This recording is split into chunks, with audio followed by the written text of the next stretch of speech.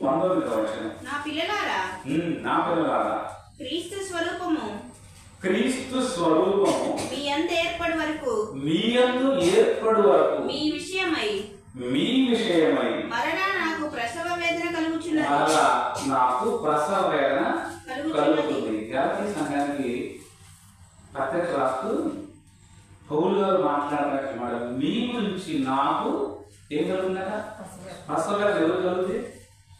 స్త్రీకి, ఒక గర్భిణి నెల నిండిన స్త్రీ ప్రసవ వేదన పడుతుంది. ప్రసవ వేదన అంటే నొప్పులు వస్తాయి, బాధ, వేపు, వేదన. ఏమంటే ఎంత తెలుసు, కన్న తల్లికి బాగా తెలుసు ప్రసవ వేదన అంటే. అయితే అలాంటి ప్రసవ వేదన కలుగుతుందంటే ఎవరికి? పురుషుడైనటువంటి సేవకుడైనటువంటి పౌలు గారికి ఏం కలుగుతుందంటే ఏమంటాడు ఆయన? గాంధీ సంఘంతో మాట్లాడు, నా పిల్లలారా, క్రీస్తు స్వరూపం, క్రీస్తు లక్షణం, క్రీస్తు ఉద్దేశాలు, క్రీస్తు నడిచిన మార్గం మీలో కూడా రావాలి, మీ ప్రవర్తనలో రావాలి, మీ ఆత్మీయ జీవితంలో రావాలి. అబ్బా, ఇతడు యేసుక్రీస్తు వారు చెప్పిన మాటల ప్రకారం బ్రతుకుతుండని సమాజం అనుకునే విధంగా ఉండాలి. ఆ స్వరూపం, క్రీస్తు స్వరూపం మనలో రావాలి. మనం చూస్తే మన ప్రవర్తన, మన నడక, మన చూపు, ఏమంటే మన మనుషులు, మన ఆత్మీయ జీవితంలో ఎలాంటి సందర్భాన్ని మనిషి ఏవాడు చూసినా, ఎలాంటి పరిస్థితుల్లో మనల్ని చూసినా కానీ బయట వాళ్ళు మనలో ఏం కనపడాలంట? క్రీస్తు స్వరూపం మనలో కనపడాలట. దానికోసం అట ఈయన ప్రసవేదన పడేది. ప్రతి తల్లి ప్రసవేదన పడేది తను 9 నెలలు మోసిన బిడ్డను బయటకు తీసుకురావడం కోసం నొప్పులు పడుతుంది. ఆ నొప్పులతో, వేదనతో, బాధతో, ఏమంటే ఏడ్పు, ఎంత రోదన మీకు తెలుసు, మీరు పడ్డారు. అంటే అలాంటి ప్రసవ వేదన ఒక సేవకుడు పడతాడా? పడతాడనే బైబిల్ చెబుతుంది, పౌలు గారు చెబుతుంది. ఏమంటాడు? నా పిల్లలారా, క్రీస్తు స్వరూపము మీ యందు ఏర్పడు వరకు మీ విషయమై, నా విషయమై కాదు, మీ విషయమై మరలా నాకు ప్రసవ వేదన కలుగుతుంది. అంతకు ముందే ప్రసవ వేదన కలిగిందంట వాళ్ళ గురించి. మళ్ళీ మరలా నాకు ఒకసారి మళ్ళీ ప్రసవ వేదన కలుగుతుంది. ఏమన్నా? మిమ్మును గూర్చి ఎటు తోచక, నాకేం తోచక మిమ్మల్ని చూస్తే మీరు మార్పు లేదు, ప్రవర్తన లేదు, మారు మనస్సు లేదు. నేను చెప్పిన మాటలన్నీ ఏమవుతుంది? వ్యర్థమైపోతున్నాయి, నిరర్థమైపోతున్నాయి. మీరు ఎప్పుడు క్రీస్తు స్వరూపం నేను చూస్తాను. అందుకు నాలో వేదన ఉందమ్మా, మీ గురించి, సంఘం గురించి బాధపడుతున్నాను, రోధిస్తున్నాను, ఏడుస్తున్నాను. ప్రార్థనలో, నా వ్యక్తిగత ప్రార్థనలో ఏడుస్తున్నాను నేను. నొప్పి కలుగుతుందంట, నొప్పి ఆయనకి. గర్భిణీ స్త్రీకి కలిగే నొప్పి కలుగుతుందంటే ఎవరి కోసం ఈ నొప్పి? ఆయన కోసం కాదు, ఆయన తల్లిదండ్రుల కోసం కాదు, లేదా ఆయన పిల్లల కోసం కాదండి. ఎవరి కోసం? ఆయన ఏర్పాటు చేసినటువంటి సంఘాల గురించి, ఆ సంఘంలో ఉన్న విశ్వాసుల గురించి, సహోదరుల గురించి ప్రసవ వేదన. ఎన్నాడు మిమ్మల్ని గురించి ఎక్కువ దోచుకుంది నాకు. నేను ఇప్పుడే మీ మధ్యకు వచ్చి మర్యాదగా మీతో మాట్లాడవచ్చున్నా. నేను ఇప్పుడే మీరున్నటువంటి పరిస్థితి నేను చూసి తట్టుకోలేకపోతున్నాను. మీ మధ్యకి ఇప్పుడే వచ్చి నేను ఇది ఇట్లా మాట్లాడినట్టు కాకుండా ఇంకొక విధంగా మాట్లాడటానికి నేను సిద్ధపడుతున్నాను. అంటే ప్రసవ వేదన ఎంత భయంకరంగా ఉంటుందో, ఇదిగో ఈ యొక్క ఆమె బిడ్డలు కనడానికి ప్రసవ వేదన, ఈయనేమో సంఘంలో విశ్వాసులను ఆత్మీయంగా కనడానికి ఈయన ప్రసవ వేదన. 2-3 సంవత్సరాల నుంచి ఒక కుటుంబాన్ని దేవుళ్ళలోకి తీసుకొచ్చినటువంటి సేవకుడు ఆ కుటుంబాన్ని బాప్తిస్మం ఇచ్చి సంఘంలో చేర్చలేకపోతే వాడికి ప్రసవ వేదన ఆ సేవకుడికి. కానీ మీకు తెలియదు అది. అందుకే అంటారు సార్, అమ్మా ఇప్పుడమ్మా ఇంకా ఇప్పుడమ్మా అంటే మాలో బాధ మీకోసం. మీరు ఏ క్షణంలో ఏ టైం వచ్చే దేవుడు మన పిలుపు, మన మరణం. కాబట్టి ఆ మరణం ఒకవేళ బాప్తిస్మం తీసుకోక ముందే నీకు తెలిస్తే నేను చేసిన ప్రయాసంతో వ్యర్థమైపోతుంది కదా. ఏమన్నా ఒక కుటుంబం కోసం నేను పడ్డ ప్రయాసం, ఒక సేవలో పడ్డ ప్రయాసం బస్సు ఏమైపోతే నువ్వు బాప్తిస్మం తీసుకోకుండా మరణిస్తే ప్రయాసం వ్యర్థమైంది. నేను చూపించలేకపోతే నడిపించాను కానీ విశ్వాసంలోకి నడిపించాను కానీ ఆ విశ్వాసాన్ని పరిపూర్ణతలోకి తీసుకురాలేకపోయానని దేవుడు ముందు నేను తలంచుకోవాలి. అందుకే పౌలు గారి ప్రసవ వేదన, అమ్మో వీళ్ళంతా ఎప్పుడు క్రీస్తు స్వరూపంలోకి వస్తారు, వీళ్ళు ఎలా మార్చాలి, ఎలా వీళ్ళని దేవుడు సారూప్యంలో తీసుకురావాలి ఎప్పుడు ఆలోచన. వారి కొంత బాధ, నొప్పి, వేదన అన్నింటినీ భరించేది ప్రియమైన దేవుడు. సాగుడు అంటే ఏదో అనుకుంటారు. ఏంది నేను 2-3 సంవత్సరాలుగా ఆ కుటుంబం కోసం ప్రార్థించి ఆ కుటుంబానికి రావాల్సిన మేలు దేవుని ద్వారా సంఘం ద్వారా రప్పించి వాళ్ళు మేలు పొందుకున్న తర్వాత కూడా ఇంకా ఎందుకు తాత్సారం చేస్తారంటే బాగా మాలో ఉంటుంది, బాగా మాలో ఉండి వేదన ఉంటుంది. కానీ మీరు కనపడనే ఉన్నాం, మీకు కనపడదు. మేము బాధపడతా ఉంటాం, మేము నడుచుకున్న తర్వాత అయ్యో దేవా తండ్రి ఇప్పుడు ఎలా ఇంకా నిన్ను తెలుసుకున్నారు, విశ్వసించారు, నువ్వు ఇచ్చే మేలు పొందుకున్నారు. కానీ ఆ అడుగు ముందుకు వేయడానికి అయ్యా మీరు చాలా ప్రయాసపడతాను, విడుదల పెడతాను, మీటింగ్లు పెడతాను నాయన, ప్రతి వారం వాక్యం చెబుతున్నాం, వారి కార్యక్రమాల్లో వాక్యం చెబుతున్నాం నాయన, వారి కోసం ప్రార్థన చేస్తున్నాం, వ్యక్తిగత ప్రార్థనలో నీ బాగా అత్యంత పెడుతున్నా. కానీ అట్లా ఇంటయా పరిస్థితి కష్టంగా మీకు చెప్తేనే ఏం పని లేదు, బాప్తీసం అని ఎంబడపడతారు. ఎందుకు మేము ఎంబడపడేది, మీ ఎంబడపడేది ఎందుకమ్మా అంటే మరణం అనేది చెప్పి చెప్పొచ్చినప్పుడు వాన్ రాదులే అని శుభ్రంగా ఏం చేసిందమ్మా, చక్కగా కూర్చొని మైకి మామూలు పెట్టేసి వాన్ వచ్చిన తర్వాత పోయి మళ్ళీ వాటికి కవర్లో పెట్టుకోవడం ఏం లేదు, తెలియదు కదా. అలాగే వాన వచ్చేది మనిషి నచ్చేది తెలియదు సాయంత్రం లోకంలో. అలాంటి పరిస్థితి నా విశ్వాసి, నేను విశ్వాసంలో రప్పించిన నా సహోదరి ఒకవేళ మరణిస్తే దేవుడి ద్వారా 2-3 సంవత్సరాలు బట్టి ప్రయాసం వ్యర్థం అవుతాయో అనే కదా ప్రసవ. అదే ప్రసవ ఒక ఆత్మీయంగా ఒక సహోదరుని లేక సహోదరుని కంటానికి సేవకుడు ప్రయాసం ప్లస్ ప్రసవ వేదన పడతారు.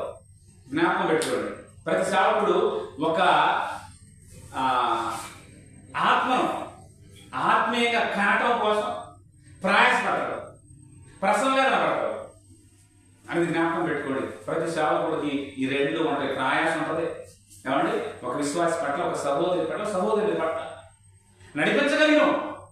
కానీ ఒక సాంతం ఉంది, గుర్రాన్ని అంట నీళ్ళ వరకు తీసుకెళ్తారు అంట, కానీ ఏం చేయలేదంట, అంతే కదా. మరి ఇక్కడ మేము ప్రయాసపడుతున్నాం, వాళ్ళు రావడానికి కావలసినటువంటి వాక్యం లేదా మీటింగ్ల ద్వారా ఏదో ఇంటికి ప్రార్థన చేయడం ద్వారా దేవుని మాటలు చెప్పడం ద్వారా మా మనసు మార్చగలుగుతున్నాం, తీసుకురాగలుగుతున్నాం. కానీ వాక్యం పెంచగలుగుతున్నాం, కానీ బాప్తీసం అనే తొలి పెట్టు ఎక్కించగలం. అందుకంటే ఆ పౌలు గారి ప్రసవన చూడండి, అంత మంచి మాట ఇక్కడ పౌలు గారు చెప్తున్నారు. ప్రియమైన దేవుని పిల్లలారా, నా పిల్లలారా, క్రీస్తు స్వరూపం మీ యందు ఏర్పడు వరకు, క్రీస్తు స్వరూపము మీ యందు ఏర్పడు వరకు మీ విషయమై మరలా నాకు ప్రసవ వేదన కలుగుతుంది. నేను నా గురించి ఎటు తోచడం, నాకు ఎటు తోచడం లేదు. నేను ఎప్పుడు మీ మధ్యకు వచ్చి మరి మీతో మాట్లాడగోరుస్తున్నారు. కాబట్టి ఒక సేవకుడు విశ్వాసులు కనటం కోసం, ఆత్మీయ కనటం కోసం ప్రయాసపడుతున్నాడు, ప్రసవేదన పడుతున్నాడు. ఇలాగే సృష్టి కూడా మన కోసం ప్రసవేదన పడుతున్నాడు. సృష్టి జాగ్రత్తగా ఈ మాట, సృష్టి కూడా ప్రసవేదన ఉంది. ఎవరి కోసం అది సృష్టి ప్రసవేదన పడుతుందంటే మన కోసమే. మన ఎవరిని? దేవుని పిల్లలు కదా. ఎస్, దేవుని పిల్లల ప్రత్యక్షత కొరకట సృష్టి మిగుల. చూడండి రోమపత్రిక 8:19 వచ్చింది. చూడండి ఈ మాట ఎంత గొప్పగా ఉంటుంది. సేవకుడు అక్కడే కాదు, ఇదిగో ఆత్మల కోసం భారంగా ఉండేది, ప్రయాసపడేది, ప్రసవేదన పడేది సృష్టి కూడా చూస్తుందంట మన కోసం. ఎలా చూస్తుంది, ఎప్పుడు చూస్తుంది, ఎందుకు చూస్తుంది చూద్దాం. రోమపత్రిక 8:19 వచ్చిన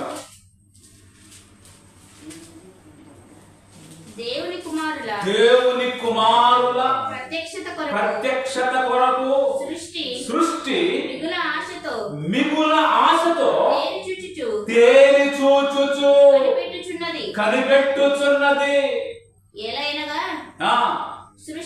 సృష్టి నాశనమునకు లోనై దాస్యములో నుండి విడిపింపబడి దేవుని పిల్లలు పొందబోవు మహిమగల స్వాతంత్ర్యము పొందుదునను. చాలా సృష్టి ఏమవుతుందట?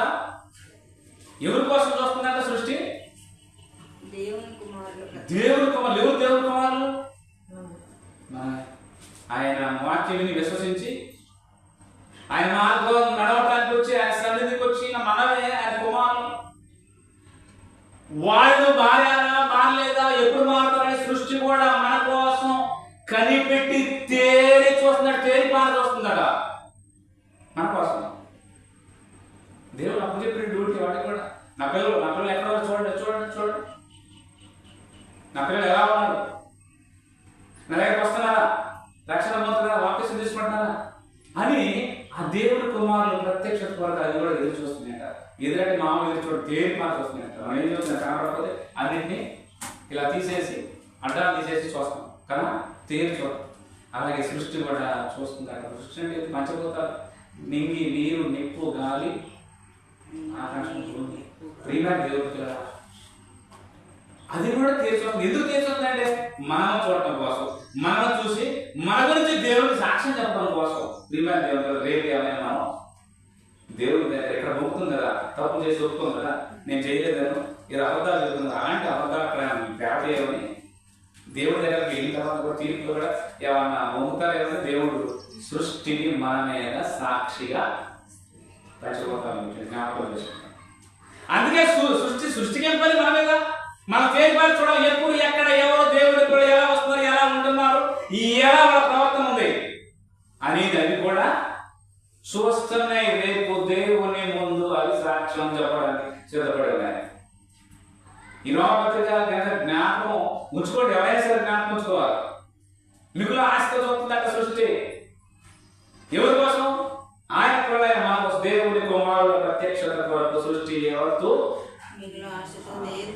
కనిపెడుతున్నారు. మన కోసం కనిపెడుతుంది. ఏం చేస్తున్నారు? ఇడుగు ఎట్లా వస్తున్నారు? కరెక్ట్ ఏమవుతున్నా మందిరానికి? ఇంకేమన్నా లోపల ఒకటి ఉంచుకొని వస్తుందా? కరెక్ట్ వచ్చి యోగ్యుడిగానే నా శరీరాన్ని నష్టంలో చేస్తున్నారా? అన్నింటినీ చూస్తారండి. అన్నింటినీ చూస్తారు. మన నాయక మన పడ 139 కీర్తన మన నాయన ఏడు చెప్తున్నాం గంట గురువారు. ఆయన మన నడక మన పడక చూస్తాడు, పరిశోధించేవాడట. భయం ఏదన్నా భయపడమన్నట్టు లేదు. ప్రియమైన దేవుని పిల్లలారా, మొదటిగా దేవుని కోపం ద్వారా ప్రసవ వేదన తెచ్చుకున్న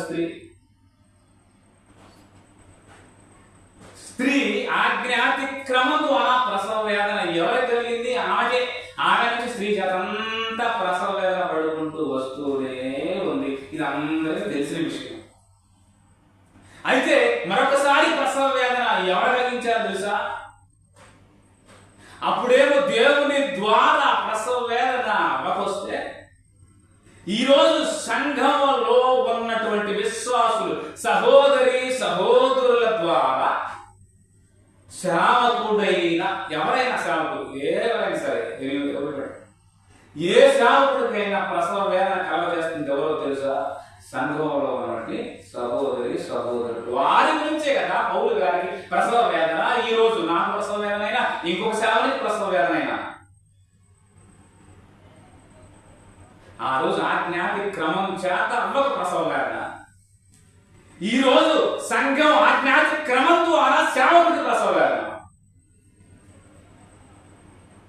కనుక పౌలు గారు ప్రియమైన దేవుడు కదా, ఇదిగో ఇలాంటి పరిస్థితుల్లో ప్రసవ వేదన పడుతూ ఆ స్నానం కోసం ఆయన మాట్లాడుతున్నాడు మాట.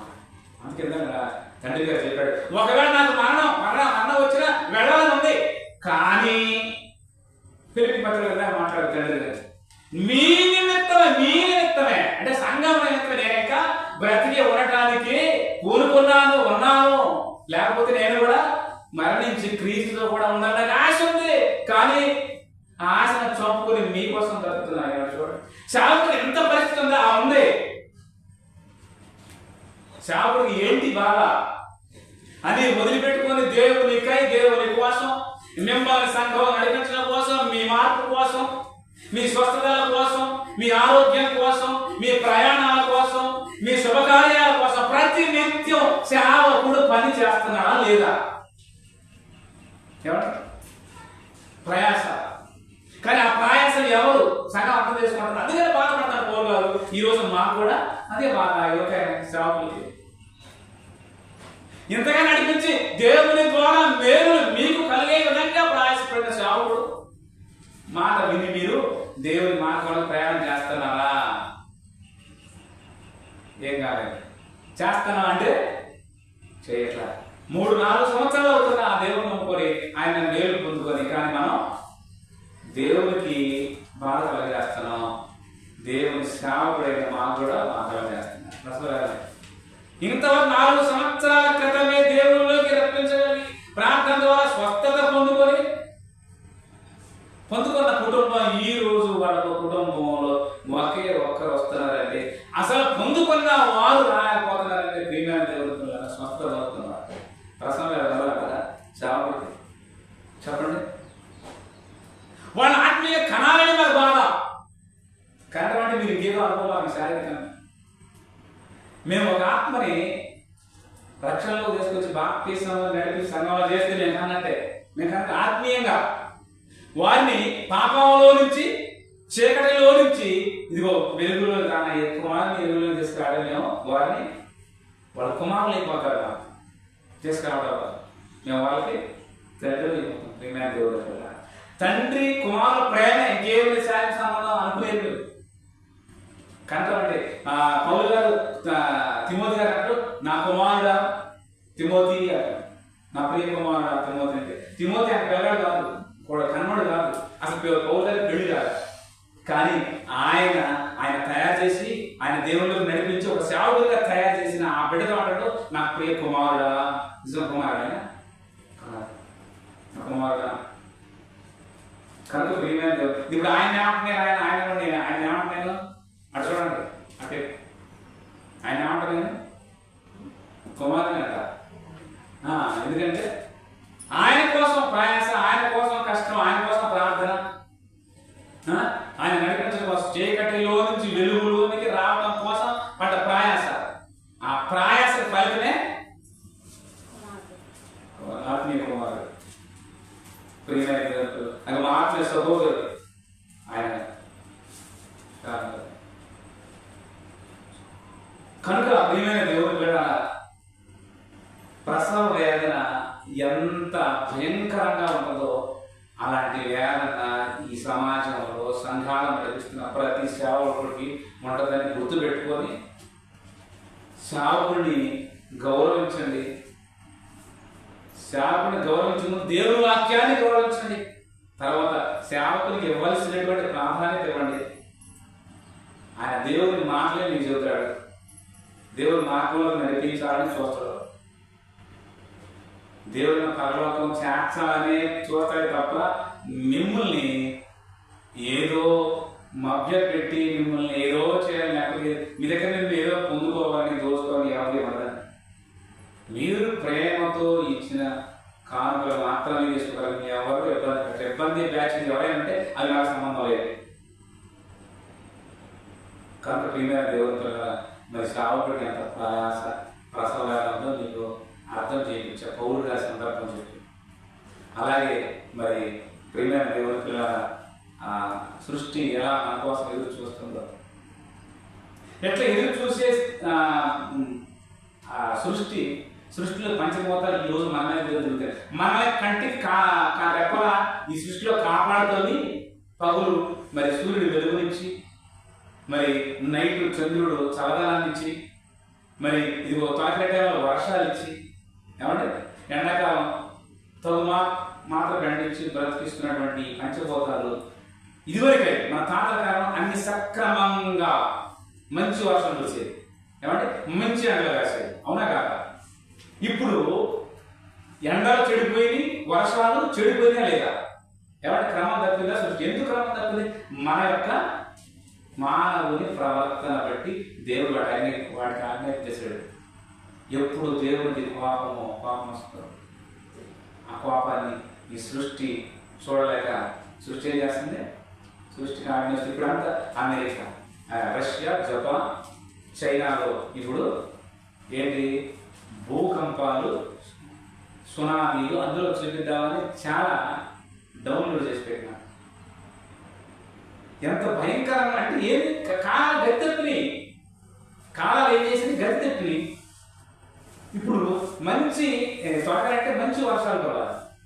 కరెక్ట్ జూన్ నెలలో మే చివరిన, మే లాస్ట్ 31 తారీఖు ప్రారంభమై ఒక నెల పాటు చక్కగా ఉదయం సాయంత్రం మంచి చల్లని వచ్చి వెళ్ళిపోతాం. అలాంటిది ఒక్క కొట్టుడు కొడితే ఏం ఎట్లా పడతాయి అంటే అన్ని కాలాలు గదితప్పినట్టు ప్రియమైన దేవుడు సృష్టి ఆమెతో కూడా మనం రక్షించాల్సిన సృష్టి ఆమె తిరగబడుతుందంటే మన యొక్క పరిస్థితి, మానవుని పరిస్థితి ఏ స్థితికి వెళ్ళిపోయిందో ఆలోచించుకోవాలి. ఫస్ట్ ఆది కాలంలో నోవాహు టైంలో బాధపడ్డ దేవుడు, మొత్తాన్ని ముంచేసిన దేవుడు ఇప్పుడు ముంచేయడానికి ఇష్టపడాల. నేను అక్కడక్కడ చూపిస్తున్నాను. యేసుక్రీస్తు రెండవ రాకడ కూడా సూచనలు ఖచ్చితంగా జరుగుతున్నాయి. భూకంపాలు వస్తాయి. దేశాలు ఎవరిని పొంద ఇజ్రాయెల్కి ఇరాన్ ఎంత ఎలా పోతున్నాయి? మిస్సైల్స్ ఎలా పోతున్నాయి? మిస్సైల్స్ దేవా ఏంటి అసలు ఆ పరిస్థితి?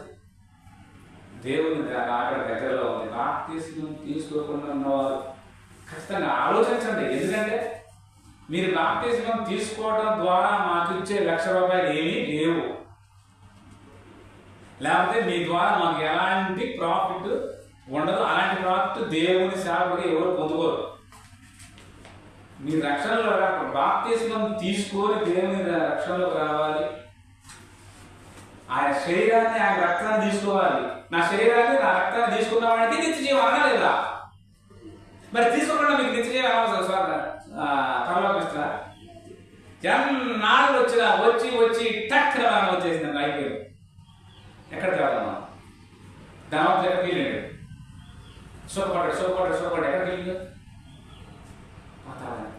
దేవుడిని నమ్మి నీతిమంతుడికి యథార్థవంతులుగా ఉన్నారు. లాజరు ఎక్కడికి వెళ్ళిపోయాడు? ఆయన కనుమైన దోతలు వచ్చారంట ఆయన కోసం. ధనవంతుడి కోసం మాత్రం దేవుడి కోసం బ్రతకని, దేవుడికి టైం ఇవ్వని, దేవుడి మనసు లేని ధనవంతుడు అంట కళ్ళు మేగిన డైరెక్ట్ వెళ్ళిపోయాడంట వేదకాలం ఇస్తాను. కానీ ఈయన కళ్ళు మేగిన దేవ తీసుకుని వెళ్ళిపోయాడు. తీసుకుని విశ్రాంతి పొందు స్థానంలో దింపి, మరి మన విశ్రాంతి పొందు స్థానంలో ఉందామా?